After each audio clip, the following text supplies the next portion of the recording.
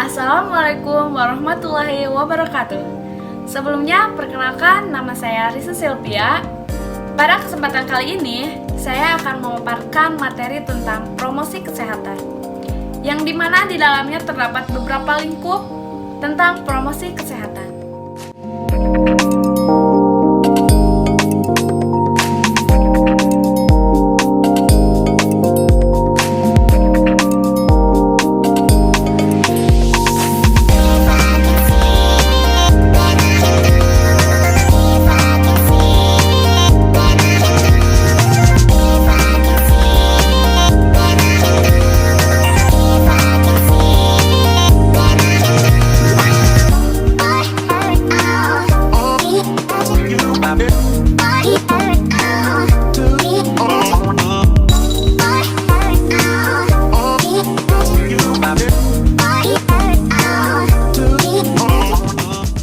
Mungkin sebagian dari teman-teman mengira bahwa promosi kesehatan itu merupakan cara seseorang untuk menawarkan atau menjual produknya yang berhubungan dengan kesehatan. Hal tersebut memang tidak salah jika diartikan dari arti promosi dan kesehatan itu sendiri. Sejarah promosi kesehatan. Semua tentang hal juga mempunyai sejarah, termasuk sejarah promosi kesehatan. Istilah promosi kesehatan sebelumnya sudah dicetuskan pada tahun 1986 ketika dilaksanakannya konferensi internasional pertama tentang health promotion di Ottawa, Kanada. Dalam The Ottawa Chapter, yang di dalamnya memuat definisi dan prinsip-prinsip dasar promosi kesehatan. Namun pada saat itu, istilah yang cukup populer di Indonesia yaitu penyuluhan atau istilah-istilah populer lainnya seperti komunikasi, edukasi, informasi, dan sosial marketing. Selanjutnya, perkembangan promosi kesehatan di Indonesia. Yang pertama, yaitu sebelum tahun 1965. Pada saat itu, istilahnya yaitu pendidikan kesehatan. Dalam program-program kesehatan pendidikan, kesehatan hanya sebagai pelengkap pelayanan kesehatan, terutama pada saat terjadi keadaan kritis, contohnya seperti wabah penyakit. Sasarannya itu cukup perseorangan atau individu, supaya sasaran lebih kepada perubahan pengetahuan seseorang. Kemudian yang kedua, pada periode tahun 1965 sampai dengan 1975, pada periode ini sasaran program mulai menjadi perhatian pada masyarakat. Saat itu juga dimulai peningkatan tenaga profesional melalui program HIS. Tetapi intervensi program masih banyak yang bersifat individual, walau sudah mulai aktif kepada masyarakat. Sasaran program pada tahun 1965 sampai 1975 yaitu perubahan pengetahuan masyarakat tentang kesehatan. Yang ketiga yaitu periode tahun 1975 sampai dengan 1985. Istilahnya mulai menjadi penyuluhan kesehatan di tingkat Departemen Kesehatan, yang namanya itu Direktorat PKMD. Nah, PKMD ini menjadi salah satu andalan program pendekatan community development. Saat itu, mulai diperkenalkannya dokter kecil pada program UKS, kemudian Departemen Kesehatan sudah mulai aktif dalam membina dan memberdayakan masyarakat. Kemudian muncullah yang namanya posyandu. Yang keempat, pada periode tahun 1985 sampai dengan 1995. Nah, pada periode ini dibentuklah Direktorat Peran serta Masyarakat atau PKM yang diberi tugas untuk memberdayakan masyarakat. Direktorat PKM berubah menjadi Pusat PKM yang tugasnya adalah untuk menyebarkan informasi, komunikasi, kampanye, dan pemasaran sosial di bidang kesehatan. Nah, Saat itu pula, PKMD menjadi Posyandu. Tujuan PKM saat itu adalah untuk perubahan perilaku pandangan, visi, atau mulai dipengaruhi Ottawa di chapter tentang promosi kesehatan. Yang kelima, periode tahun 1995 sampai sekarang.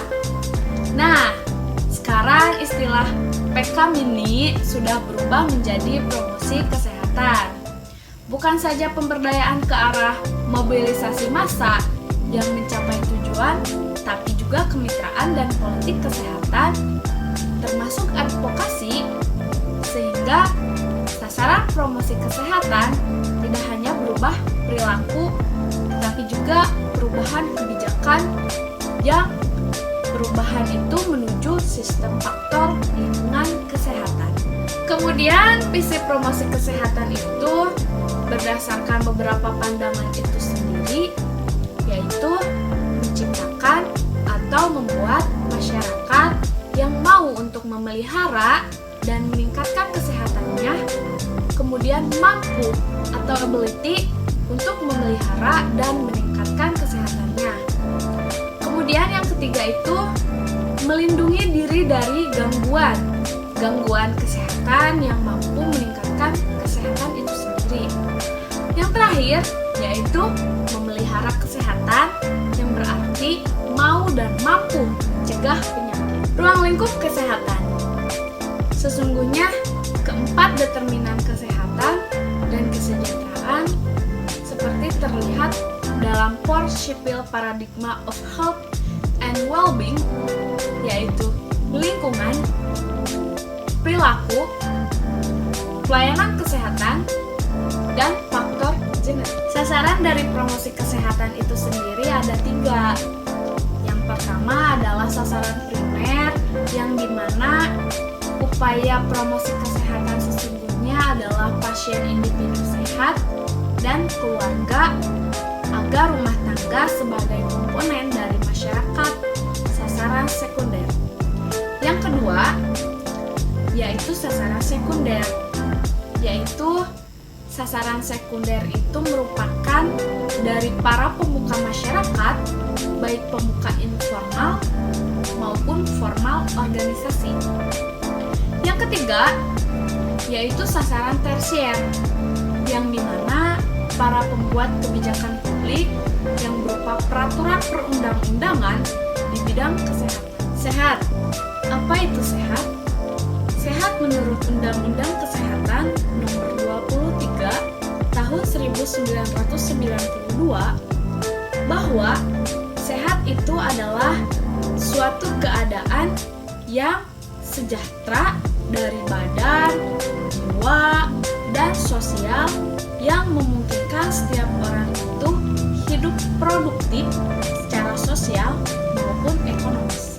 Faktor-faktor yang mempengaruhi turunnya derajat kesehatan manusia itu ada 4. Yang pertama itu keturunan, kedua gaya hidup, ketiga pelayanan kesehatan, dan yang keempat itu lingkungan. Pelayanan kesehatan itu dibagi menjadi 4, yaitu preventif, kuratif, promotif, dan rehabilitatif. Lalu apa promosi kesehatan?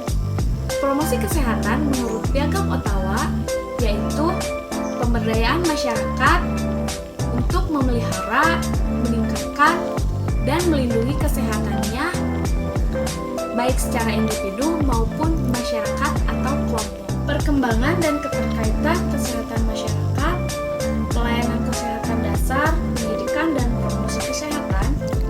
Kesehatan dasar meliputi promosi kesehatan, kesehatan lingkungan, penyembuhan penyakit dan pelayanan kesehatan, serta perbaikan gizi masyarakat, dan pencegahan dan pemberantasan penyakit. Ruang lingkup promosi kesehatan. Ruang lingkup promosi kesehatan ada 4. Yang pertama, ruang lingkup berdasarkan aspek kesehatan, yang dimana meliputi promosi kesehatan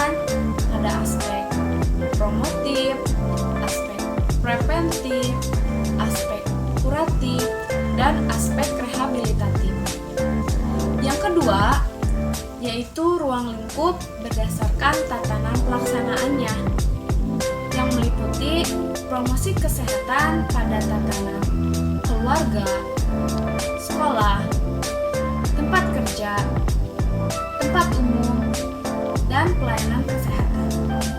Yang ketiga, yaitu ruang lingkup berdasarkan tingkat pelayanan, yang meliputi perlindungan khusus, diagnosis dini, dan pembatasan cacat atau rehabilitasi.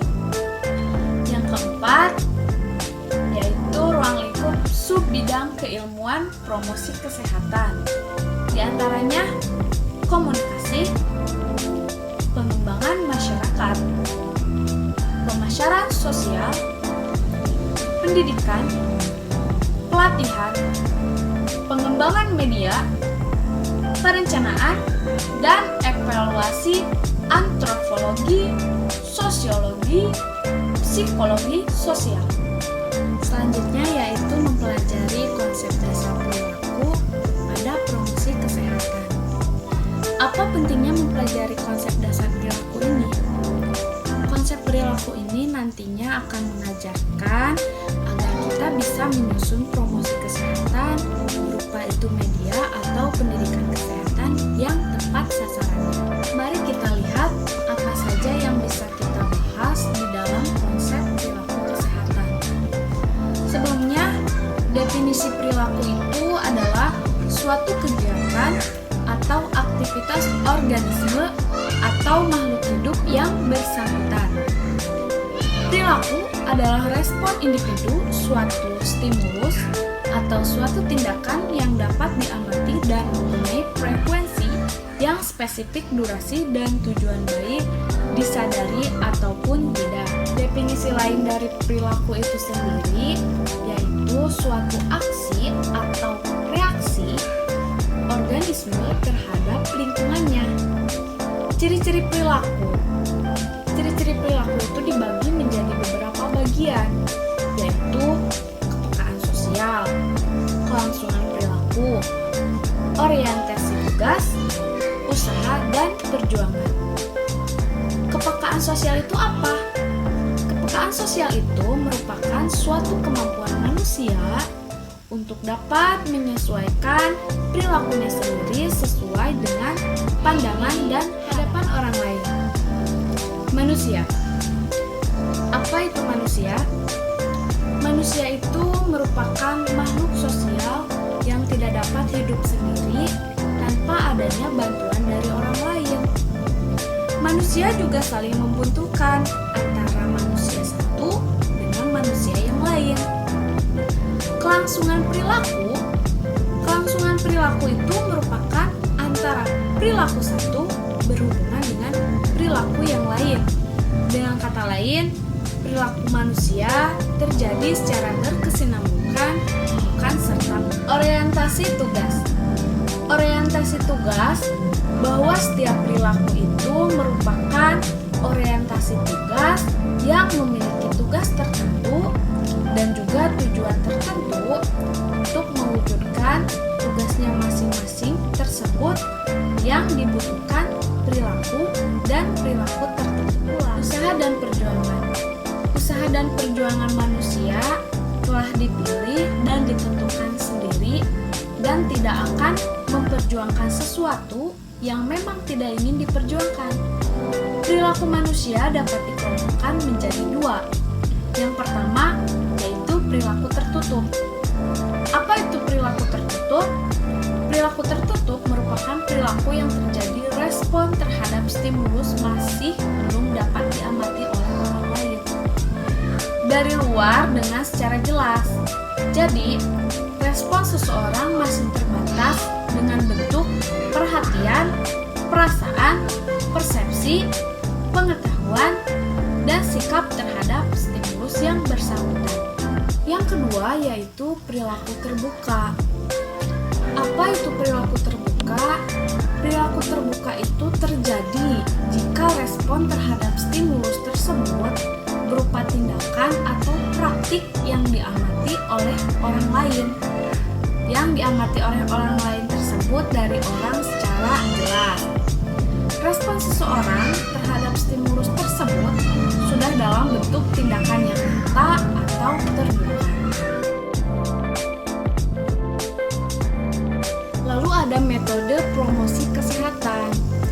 promosi kesehatan itu mempunyai 3 metode. Yang pertama itu metode pendidikan secara individual, yang dimana contohnya itu bimbingan dan penyuluhan serta wawancara. Yang kedua yaitu metode pendidikan secara berkelompok. Maksudnya yaitu seperti kelompok besar dan kelompok kecil. Di antaranya kelompok besar itu contohnya seperti ceramah dan seminar.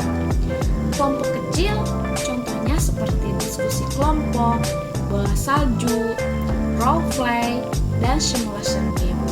Lalu yang ketiga ada metode pendidikan massa. Metode pendidikan massa ini contohnya seperti ceramah umum, pidato, stimulasi, tulisan di majalah atau surat kabar, alat bantu dan media promosi kesehatan. Berdasarkan penerimaan indranya dibagi menjadi 3 bagian. Yang pertama alat bantu lihat atau visual aids. Visual aids ini adalah alat bantu yang berguna dalam membantu menstimulasi indera mata atau penglihatan pada waktu terjadinya proses pendidikan. Alat ini ada 2 bentuk, yaitu alat yang diproyeksi dan alat yang tidak diproyeksi. Alat yang diproyeksi ini contohnya seperti slide, film, atau film stripe. Nah, yang tidak diproyeksi contohnya seperti 2 dan 3 dimensi. Yang kedua yaitu alat bantu dengar atau audio aids, yaitu sebuah alat bantu yang dapat membantu untuk menstimulasikan indera pendengaran pada waktu proses penyampaian bahan pendidikan atau bahan pengajaran. Contoh alatnya seperti radio, kaset, piring hitam, dan sebagainya. Yang ketiga yaitu alat bantu lihat dan dengar atau disebutnya itu audio visual aids dan disingkat menjadi AVA. Nah, AVA ini adalah alat bantu yang dapat membantu untuk menstimulasikan indera pendengaran dan penglihatan, misalnya seperti TV dan video. Yang selanjutnya yaitu alat bantu media berdasarkan pembuatan dan penggunaannya. Nah, berdasarkan pembuatan penggunaannya ini dibagi menjadi 2 bagian. Yang pertama ada alat peraga yang complicated, seperti contohnya itu film, film stripe, slide, dan sebagainya yang memerlukan listrik atau proyektor. Nah, yang kedua yaitu ada alat peraga yang sederhana, contohnya itu seperti poster, spanduk, dan lain-lain. Lalu ada alat bantu media promosi kesehatan juga berdasarkan fungsinya. Nah, berdasarkan fungsinya ini dibagi menjadi 3 bagian. Yang pertama itu ada media cetak, media elektronik, dan media outdoor. Media cetak ini contohnya seperti tulisan di surat kabar atau semacam poster-poster.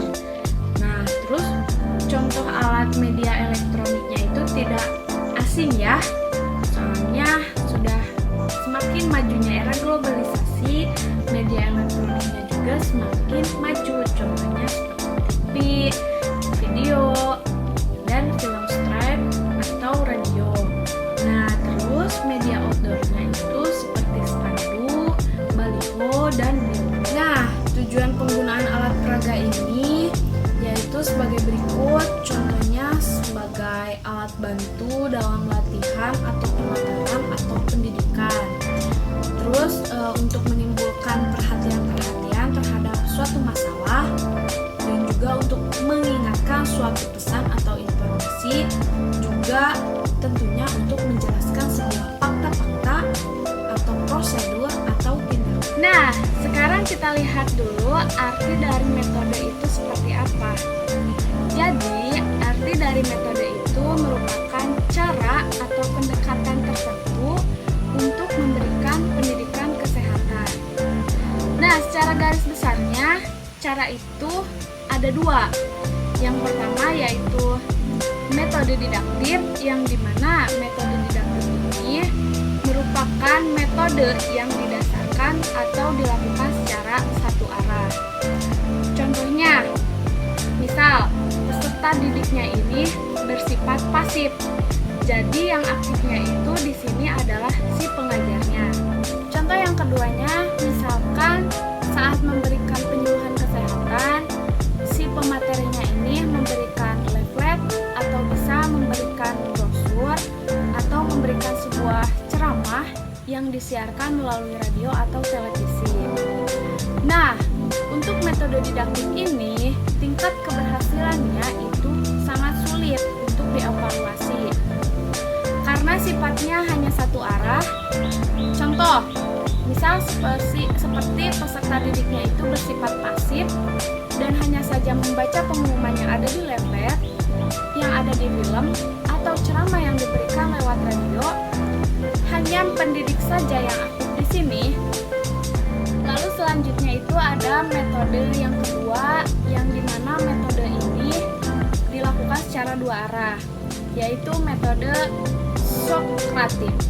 Metode Sokratif ini dilakukan secara dua arah, yang dimana bukan hanya pengajar saja yang bersifat aktif, melainkan pesertanya pun juga ikut bersifat aktif dan kreatif. Nah, metode-metode ini nanti akan dibagi menjadi beberapa bagian metodenya lagi, yaitu disesuaikan dengan tujuan pendidikan. Misalnya, kita mau memberikan tujuan kepada anak SD, maka lebih cocok metode Sokratif, yaitu kita mengajak anak SD untuk langsung mendemonstrasikan apa yang kita harapkan. Contohnya, misal saat cuci tangan bersama. Lalu di dalam metode juga kita pilih, itu tergantung pada kemampuan si pendidiknya. Misalnya, kalau memang kita tidak mampu membuat lab-lab, seperti kita langsung saja memberikan penyuluhan atau memberikan video secara satu arah. Tetapi memang pada saat itu tidak memungkinkan, maka kita langsung saja memberikan penyuluhan kesehatan atau secara langsung diajarkan melalui metode face to face. Lalu aspek pemilihan metode berikutnya itu tergantung pada besarnya kelompok sasaran atau kelas. Kita tidak mungkin memberikan bila peserta yang mengikuti peserta pendidikan kesehatan hanya satu orang saja, dan harus disesuaikan dengan waktu pemberian atau penyampaian pesan agar juga mempertimbangkan fasilitas-fasilitas yang ada. Misalnya di daerah pedesaan atau perkampungan itu kan belum terdapat televisi.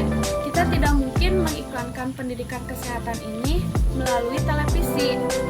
Atau di kampung tidak ada radio, kita tidak mungkin memberikan pendidikan kesehatan lewat radio atau memberikan pendidikan kesehatan di kampung yang belum terjangkau internetnya, sehingga mau memberikan secara online pun tidak tepat. Jadi apa yang harus dipertimbangkan? Yang harus dipertimbangkan yaitu fasilitas-fasilitas yang ada. Nah, sekarang kita lihat metode-metode berdasarkan klasifikasinya.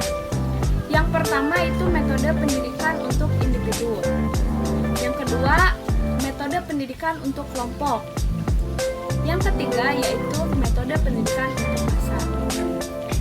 Metode pendidikan untuk kelompok ini biasanya sekitar 10-20 orang atau bisa lebih dari sekitar 3 orang. Sedangkan kelompok pendidikan massa itu lebih dari 20 orang. Kalau pendidikan individu satu persatu, nah ini untuk pendidikan individu itu cocok sekali untuk kita memberikan bimbingan dan konseling, karena ini hanya untuk sasaran satu persatu orang saja. Jadi kita bisa mendiskusikan secara pribadi permasalahan yang memang dihadapi oleh si penerima tersebut. Konseling dalam proses belajar ini bertujuan memungkinkan si peserta didik ini mengenal dan menerima diri sendiri. Nah, ini cocok banget peserta didik yang mungkin perlu pendampingan secara individual. Lalu metode pendidikan berikutnya adalah wawancara. Wawancara di sini dilakukan untuk menggali informasi, mengapa ia belum menerima perubahan? Apakah tertarik atau tidak terhadap perubahan? Nah, untuk mengetahui apakah perilaku yang sudah atau belum ini diadopsi memiliki dasar pengertian dan kesadaran yang kuat. Misalnya ada salah satu individu yang bebal sekali, tidak berubah-berubah perilakunya, ini itu cocok untuk kita telusuri dengan cara wawancara tersebut. Selanjutnya, metode pendidikan kelompok. Metode pendidikan kelompok itu misalnya seperti ceramah, seminar, diskusi kelompok, curah pendapat, dan simulasi. Untuk ceramah, itu pidato yang disampaikan oleh seseorang membicarakan di depan sekelompok yang pengunjungnya itu atau pendengarnya itu misal ada sekitar 3-20 orang di sana. Waktu menyampaikan informasi tersebut memang terbatas untuk ceramah dan ini cocok dipakai kalau klien yang ada itu adalah orang dewasa. Lalu yang kedua ada seminar. Seminar di sini adalah seminar yang suatu penyajiannya itu dari satu atau beberapa ahli tentang suatu topik yang dianggap penting dan biasa dianggap hangat. Metode ini juga cocok untuk sasaran kelompok besar. Dengan pendidikannya cocok. Pendidikannya itu harus dengan menengah ke atas karena bahasanya yang digunakan ini bahasa seminar. Jadi bahasanya itu agar lebih ilmiah. Selanjutnya diskusi kelompok. Diskusi kelompok ini merupakan percakapan yang direncanakan atau dipersiapkan di antara 3 atau lebih dengan topik tertentu. Lalu ada curah pendapat. Curah pendapat ini beda dengan diskusi kelompok karena curah pendapat ini berfokusnya itu hanya kepada pemecahan masalah. Jadi setiap individu yang ikut mengeluarkan pendapat harus mengeluarkan pendapat untuk memecahkan masalah tersebut. Keuntungan dari metode ini bisa mendapatkan pendapat yang baru. Tetapi terkadang orang yang memberikan pendapat suka lepas kontrol. Tetapi metode ini bisa dipakai untuk orang banyak yang di dalamnya terdapat ukuran 3-5 orang dan tidak menyita waktu. Selanjutnya metode simulasi. Simulasi di sini itu biasanya dibawa menggunakan alat-alat peraga atau alat bantu. Misalnya alat-alat suntik yang sering dibawa oleh perawat atau tenaga kesehatan atau peserta pelatihan diberikan simulasi tentang bagaimana cara memadamkan api. Nah, itu cocok sebagai metode simulasi. Tetapi bermain simulasi itu biasanya lebih banyak membutuhkan alat peraganya. Oke, lanjut. Metode pendidikan massa. Metode pendidikan massa ini yang paling efektif dalam menyampaikan penyuluhan atau pendidikan kesehatan. Contohnya seperti ceramah umum.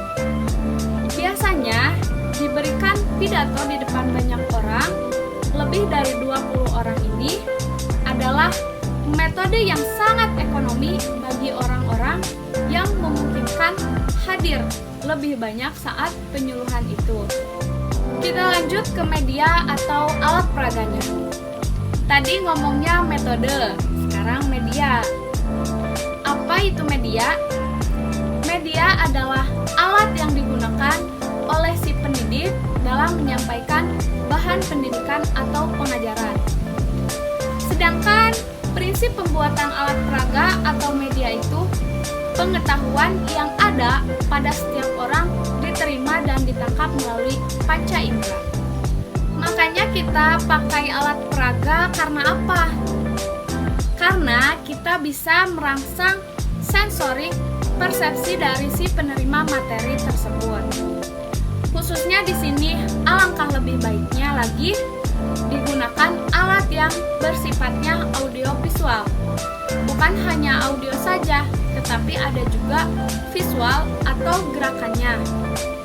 Karena berdasarkan penelitian menunjukkan orang-orang akan lebih tertarik dan informasi tersebut akan lebih mudah terserap bila diberikan secara visual atau tidak hanya audio saja.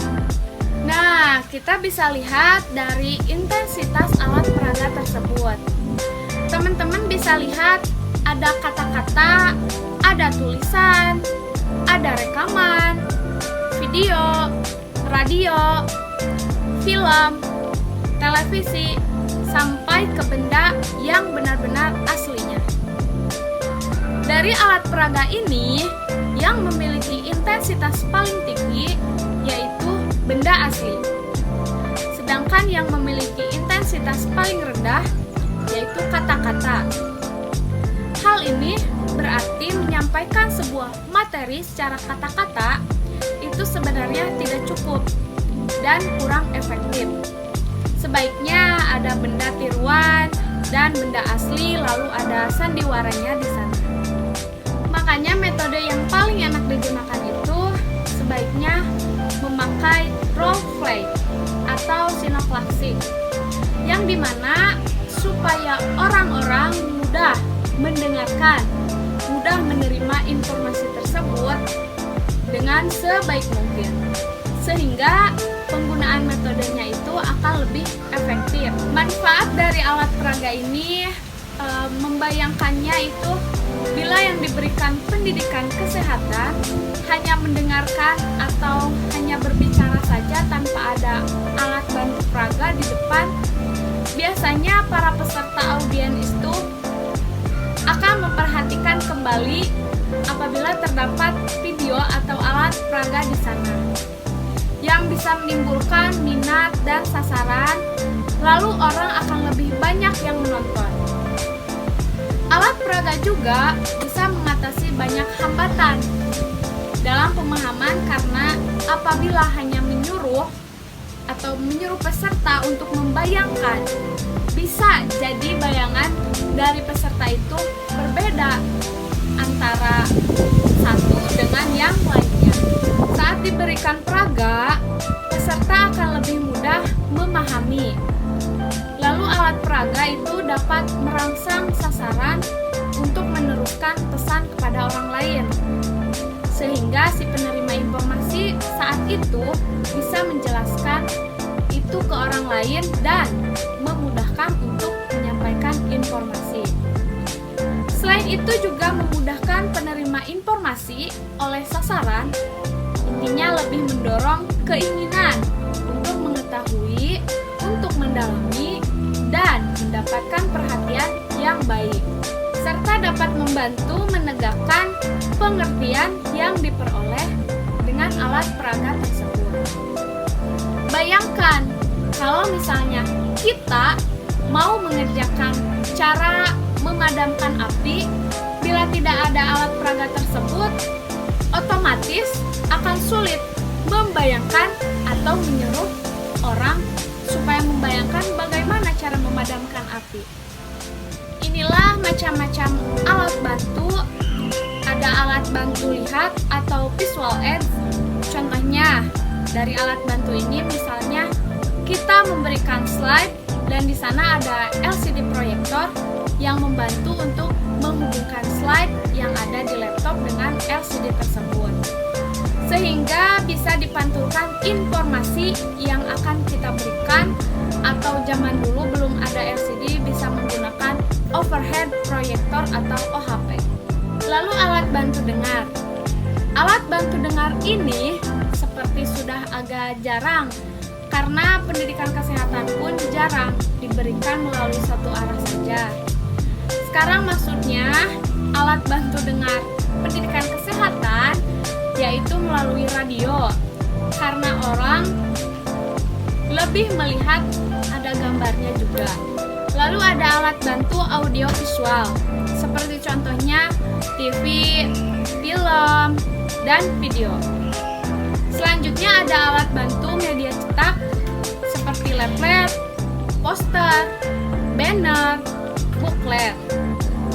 Nah, ada alat bantu media elektronik seperti radio, televisi, video, film sekret, ada media papan billboard atau spanduk yang dipasang di sudut-sudut kota atau di tengah kota. Dan ada media hiburannya. Misalnya, kita memberikan penyuluhan kesehatan tersebut dengan pentas drama atau pentas seni tradisional maupun seni yang sifatnya sudah modern, seperti seni tari, seperti itu.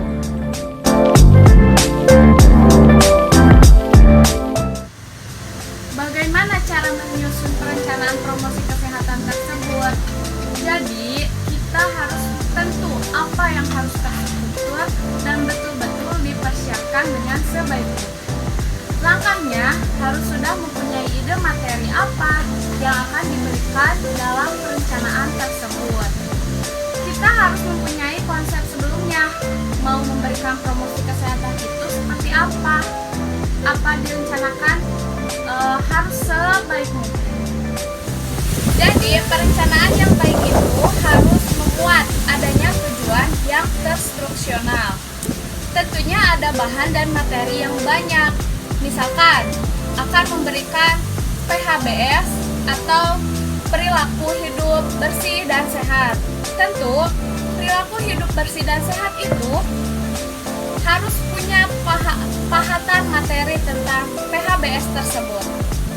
Kemudian ada topiknya, harus jelas ya. Misalnya perilaku PHBS itu jelas topiknya serta metodenya yang akan dipakai itu mau seperti apa. Metode dan alat bantu misalkan dengan langsung atau mau seperti apa. Kemudian ada evaluasi. Evaluasi itu ada informasi dan penilaian di setiap selesai melakukan promosi kesehatan tersebut. Maka harus ada evaluasi, harus ada penilaiannya untuk mengukur sejauh mana audiensnya atau masyarakatnya jika sudah dilakukan tindakan promosi kesehatan tersebut. Jadi, paling tidak untuk menyusun perencanaan itu harus ada ya tujuan dan materinya dengan topik yang sebaik mungkin. Nah, perencanaan promosi kesehatan itu apa?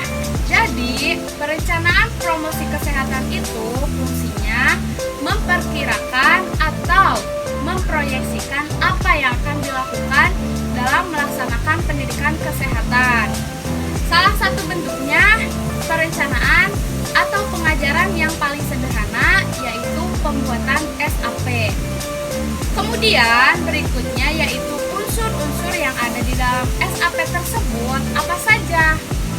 Nah, yang enak yaitu tujuan instruksionalnya, yang kedua bahan materinya, kemudian topik. Yang keempat ada metode dan alat bantu mengajar atau memberikan penyuluhan tersebut. Kemudian ada evaluasi atau penilaian. Nah, tahapan atau merancangnya itu seperti apa? Yang pertama itu tentukan dan identifikasikan sasaran atau kliennya. Jadi tentukan dulu ya kliennya siapa, sasarannya siapa. Pertama-tama harus tahu terlebih dahulu siapa yang akan menjadi sasaran tersebut.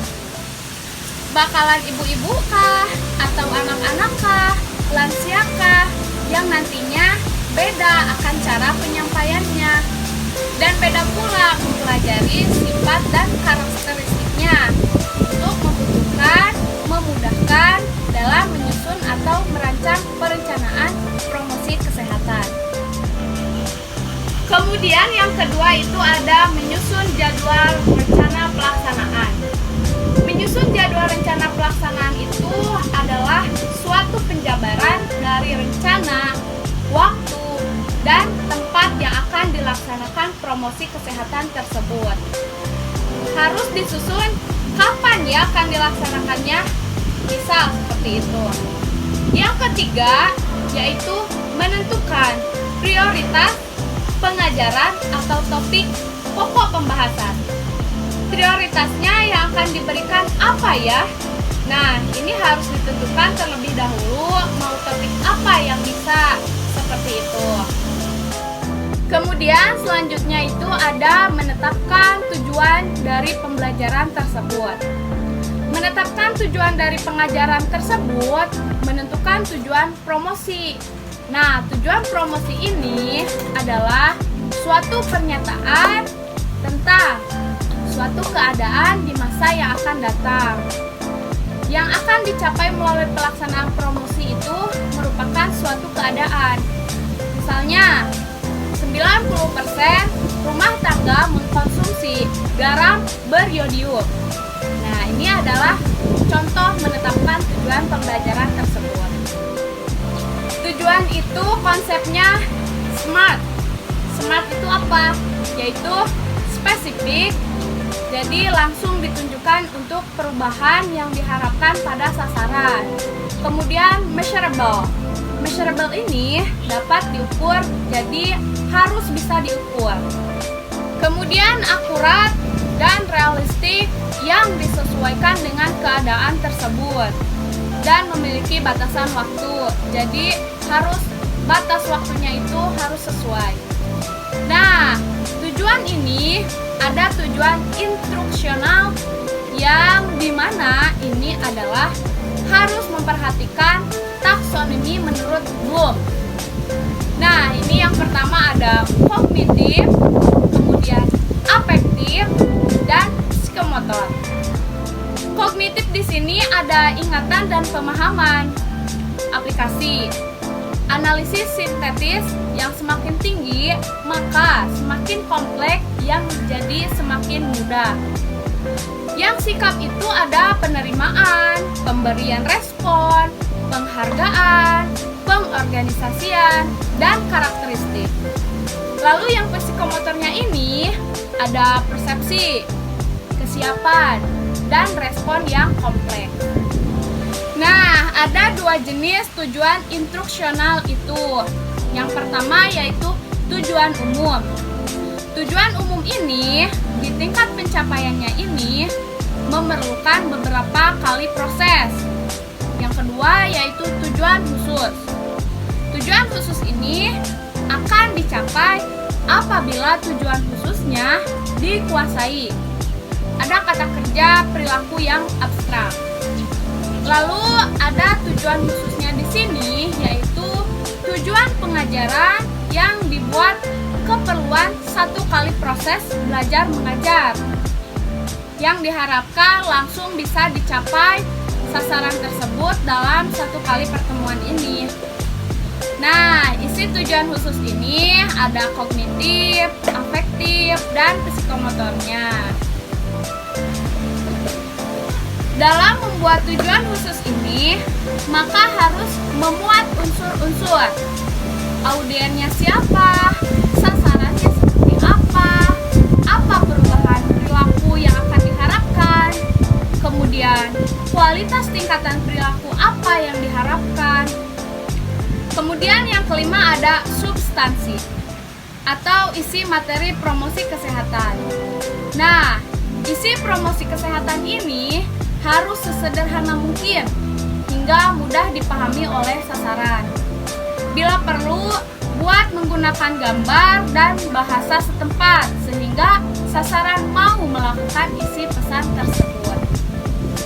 Yang keenam yaitu memilih strategi atau metode pengajaran yang disesuaikan dengan tujuan perubahan yang diharapkan. Yang ketujuh, memilih alat bantu mengajar atau media promosi kesehatan. Lalu yang kedelapan, merancang rencana kegiatan pelaksanaan. Di sini, buatlah rencana yang akan menggambarkan aktivitas dan sasaran saat program pendidikan atau promosi kesehatan yang akan dilakukan. Dimulai dari pembukaan, pelaksanaan kegiatan atau penyuluhan, dan penutup. Kesembilan, yaitu menyusun rencana evaluasi yang harus dijabarkan tentang kapan evaluasi akan dilaksanakan, di mana akan dilaksanakan kelompok sasaran, yang mana yang akan dievaluasi, dan siapa yang akan melaksanakan evaluasi tersebut.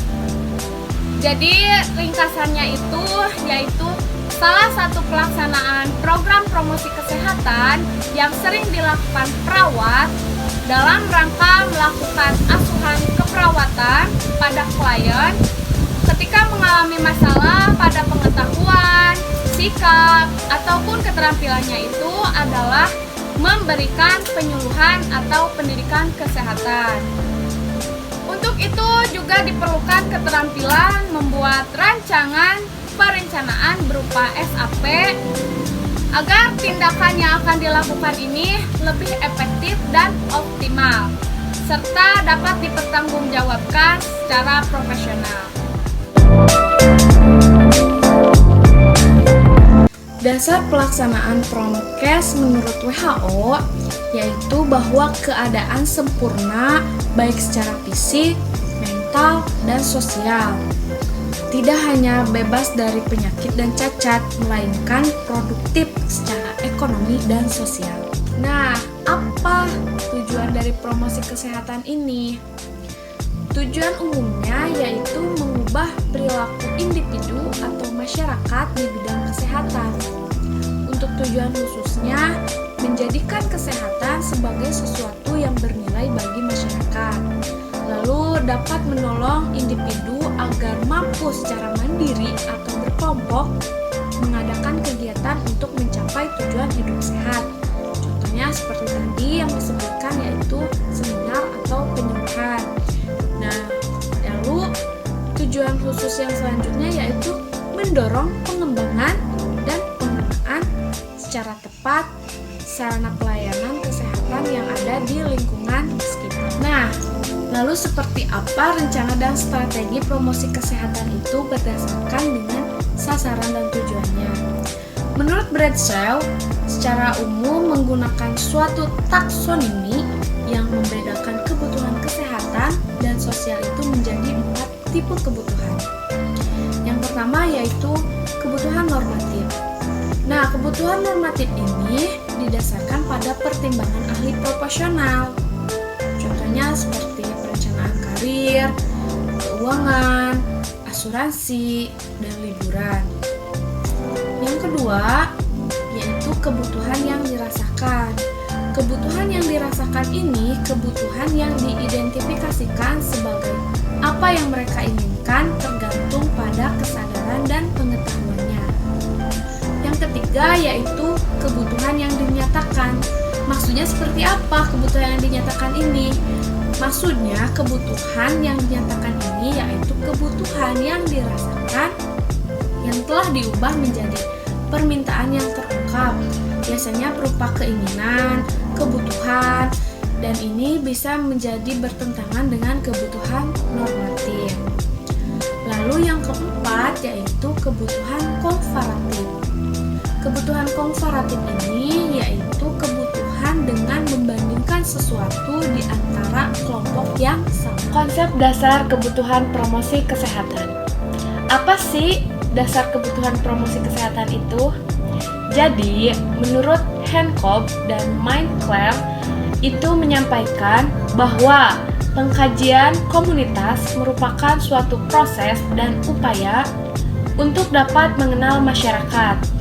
Jadi bagaimana kita nantinya di tengah-tengah masyarakat sebagai tenaga kesehatan mampu untuk mengenali seperti apa sih masyarakat yang kita kenali atau yang ada di sekitar kita. Kemudian warga masyarakat itu merupakan sebuah mitra dan sangat berkontribusi terhadap keseluruhan proses. Jelas ini bahwa semua warga masyarakat itu adalah teman kita atau relasi yang mampu membantu menjadi sarana untuk bisa menjadi objek serta bisa memberikan apa yang kita berikan itu informasi tentang kesehatan. Kemudian tujuannya kita melakukan promosi kesehatan ini dalam mengkaji komunitas atau kelompok yaitu untuk mengidentifikasi faktor-faktor. Jadi hanya melihat atau mencari identifikasi faktor-faktor tersebut. Ini secara baik negatif maupun yang positif.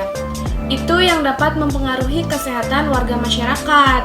Agar dapat mengembangkan strategi promosi kesehatan, jadi sebagai tenaga kesehatan, ini membawa tugas untuk menyampaikan tentang promosi kesehatan yang berkaitan dapat meningkatkan derajat kesehatan pada masyarakat. Bahwa kebutuhan promosi kesehatan itu sangat dibutuhkan bagi kesehatan masyarakat. Kemudian, ada dua alasan dalam melakukan pengkajian kebutuhan promosi kesehatan ini. Yang pertama yaitu sebagai informasi. Informasi yang dibutuhkan untuk perubahan, dan yang kedua sebagai pemberdayaan. Bagaimana menentukan kebutuhan manusia? Nah, ini salah satunya adalah saat melakukan pengkajian promosi kesehatan. Kita itu perlu menentukan prioritas. Jadi mana dulu yang harus dikerjakan atau mana dulu yang harus dikaji. Menurut Jan Marshmallow atau ada hierarki tentang kebutuhan dasar manusia. Kebutuhan dasar manusia ini merupakan sebuah metode yang sangat berguna untuk menentukan prioritas. Nah, ini kita bisa dapat mengacu dengan hierarkinya Jan Marshmallow tersebut. Kita ingat kembali hierarkinya Maslow. Pada penentuan kebutuhan manusia mengatur kebutuhan dasar dalam 5 tingkat menurut Jan Marshmallow. Yang tingkat pertama yaitu adalah paling dasar, merupakan kebutuhan seperti udara, air, dan makanan, atau kebutuhan psikolog yang namanya itu psychological needs. Tingkat di atasnya atau tingkat 2 itu merupakan kebutuhan keselamatan dan keamanan. Kemudian yang di atasnya lagi ini mengandung kebutuhan dicintai dan memiliki. Berikutnya mengandung kebutuhan dihargai dan harga diri. Dan yang paling atas atau tingkat kelima adalah kebutuhan untuk aktualisasi diri, itu menurut si Marshmallow tersebut. Kalau menurut Bradshaw, ini secara menggunakan suatu taksonomi yang membedakan kebutuhan kesehatan dan menjadi 4 tipe kebutuhan. Jadi Bradshaw ini memang mengklasifikasikannya itu menjadi 4 kebutuhan. Yang pertama yaitu kebutuhan normatif, yang dimana didasarkan kepada pertimbangan ahli profesional. Contohnya perencanaan karir, keuangan, asuransi, dan liburan. Jadi memang sudah ditentukan untuk dipetakan untuk rencana si masyarakat ini. Kemudian kebutuhan yang dirasakan. Kebutuhan yang dirasakan ini contohnya seperti kebutuhan yang diidentifikasikan sebagai apa yang mereka inginkan, jadi sesuai dengan keinginan seseorang atau masyarakat. Nah, ini tergantung kepada kesadaran dan pengetahuannya. Jadi masing-masing orang itu berbeda ya. Tujuan berikutnya itu untuk menentukan resiko sesuatu. Apa yang akan terjadi jika komunitas atau kelompok tersebut diberikan promosi kesehatan, dan apa yang akan terjadi jika kelompok tersebut tidak diberikan promosi kesehatan. Berikutnya itu ada alokasi sumber dana. Nah, alokasi sumber dana ini diharapkan digunakan untuk proses pencegahan penyakit melalui proses promosi kesehatan.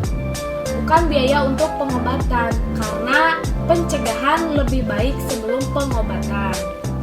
Lalu proses pengkajian dalam promosi kesehatan ini dimulai dari pengkajian kualitas hidup, masalah kesehatan, masalah perilaku, faktor penyebabnya, dan keadaan internal dan eksternal. Nah, output yang diharapkan dari pengkajian ini adalah bisa pemetaan masalah perilaku, penyebabnya, dan lainnya. Yang intinya itu akan dilanjutkan ke tahap diagnose sampai kepada evaluasi. Berikutnya itu ada pertimbangan yang terkait dengan kebutuhan itu. Nah, ini ada 4 fungsi. Yang pertama itu ruang lingkup, tugas, kemudian reaktif dan proaktif, kemudian menempatkan kebutuhan dan lebih dulu, dan yang terakhir itu pendekatan pemasaran. Ini dalam menentukan kebutuhan manusia dengan bentuk yang berbeda. Yang berikutnya adalah cara menentukan kebutuhan manusia juga ya, itu dengan promosi kesehatan. Lebih banyak berperan sebagai fasilitator self-care dibanding pemberi asuhan kesehatan.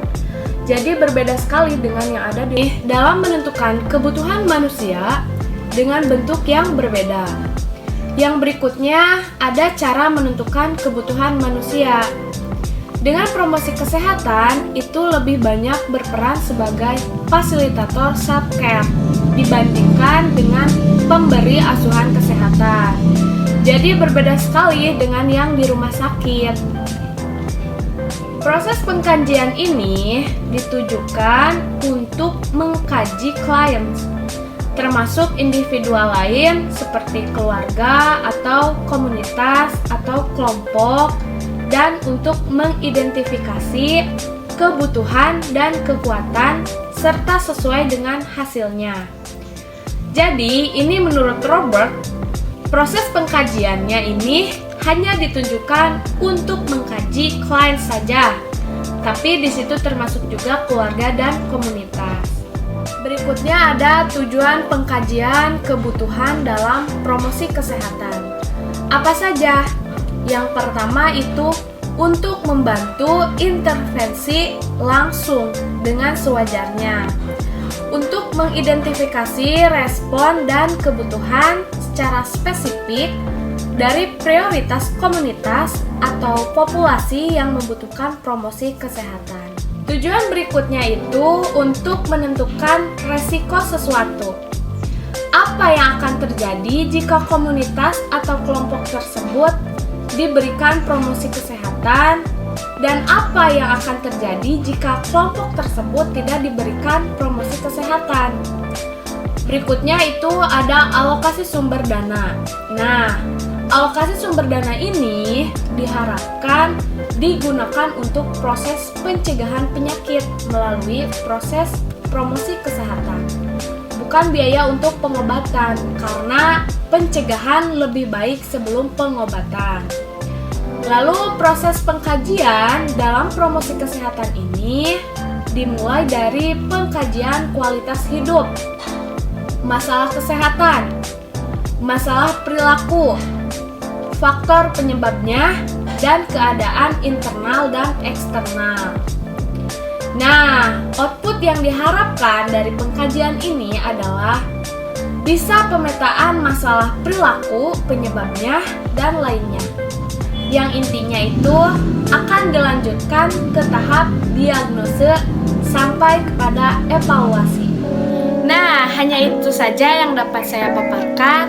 Mohon maaf jika banyak kekurangannya. Dan sampai jumpa. Bye-bye. Assalamualaikum warahmatullahi wabarakatuh.